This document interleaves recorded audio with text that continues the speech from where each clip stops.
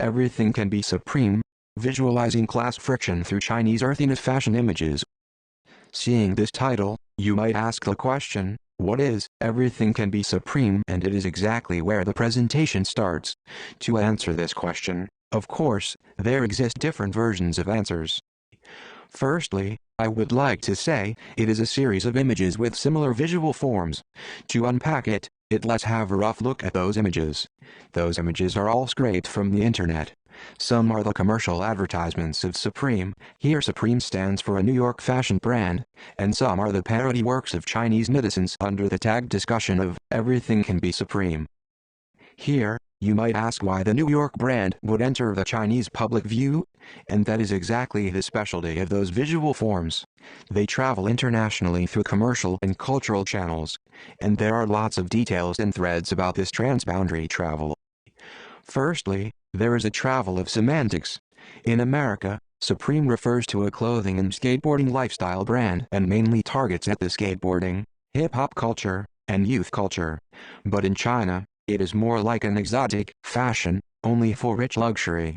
And also, a travel of visuals. Actually, the initial visual paradigms came from the artworks of Barbara Kruger in late 80s and 90s. Then you can see the Supreme advertisements since 1994. Here you can perceive very obvious similarity and inheritance between this and later Supreme images in terms of color, structural composition, and word-image relations. And the very typical Supreme label not only appears on the picture, model's clothes, and also different daily objects. Supreme is everywhere. That is literally and tangibly why we say, everything can be supreme. And finally, we come to those images which are so contrasting to the formers, and those are the protagonists we would analyze later. The second frame of everything can be supreme is that it is a decentralized, for fun, and transient cyber-parody movement. I call it as a movement because of tremendous collective participation and outcomes of this tagged activity on the social media. I checked statistics on 4 popular social media in China: Weibo, Douyin, TikTok, Kuaishou, and Bilibili. You can see until the 26th of April 2020, the number of views is extraordinarily striking, mounting up to hundreds of millions. And this number reaches climax on the 19th of October 2018. Like most other cyber movements, it is short-living, spontaneous, and seemingly for fun. However, I would like to finally characterize it as a political strike through weaponized visuality. Before I analyze the images to specify the argument, I would like to display how I situate this movement theoretically. These are the academic entering points of this paper and also show the research value of this movement. I consider it as a typical case to apply and supplement those concepts and theories. Hidden transcript was a concept proposed by James C. Scott in his 1990s book Domination and the Arts of Resistance. Hidden transcripts. In this concept, Scott differentiates the subordinate classes and powerful classes, and says, the weak should assemble in the face of power, and dissimulation is the characteristic and necessary pose of subordinate classes everywhere. Most of the time, if we think of the full transcript of any social actor as the full range of his or her beliefs, values, and opinions, then it is likely that the exercise of power will drive a portion of the full transcript underground. The weak or dependent individual will typically reveal only that part of this full transcript in encounters with the powerful which it is both safe and appropriate to reveal. Therefore, if we wish to recover more than just the performance, we must move backstage where the mask can at least in part be lifted. Here, I just consider everything can be supreme as a backstage where participants as subordinate classes can assemble and voice out against the powerful classes who can define, lead, and judge the fashion and earthiness. The second concept is visual activism. It is mostly discussed in the themed issue, Visual Activism in the Journal of Visual Culture in 2016. You can simply understand it as the intersectionality when the realm of the visual is marshaled in the service of wider political efforts. But the inspiration does not come from the definition of concept but the questions brought about by it. How can art contribute to political discourse, and how activism takes on specific and sometimes surprising visual forms that are not always aligned with or recognizable by art world frameworks. In this case, to what degree we can consider this collective counterproductions as artworks? How can we approach the complexity of governmental or commercial visual activism to better address hegemonies of visual culture? In this case, the potential hegemonies of visual culture, namely supreme, become the targets of parody?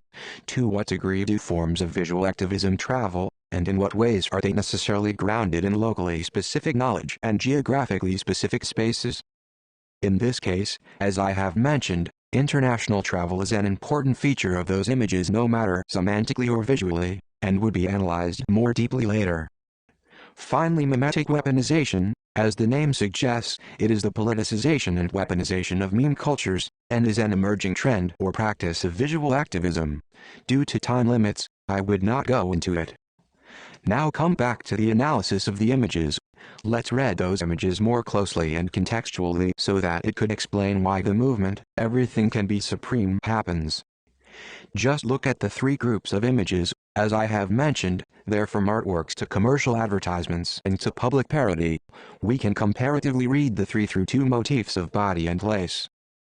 We see the first group is composed by abstract body and place and not that directly related to latter two. So how about just the two?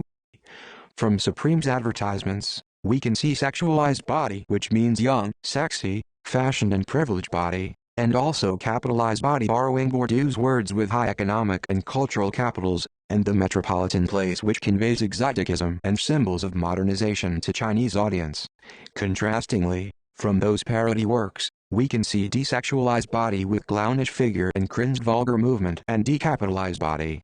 I mean decapitalized, since it is with such low economic and cultural capitals that forms a resistance to that narrative.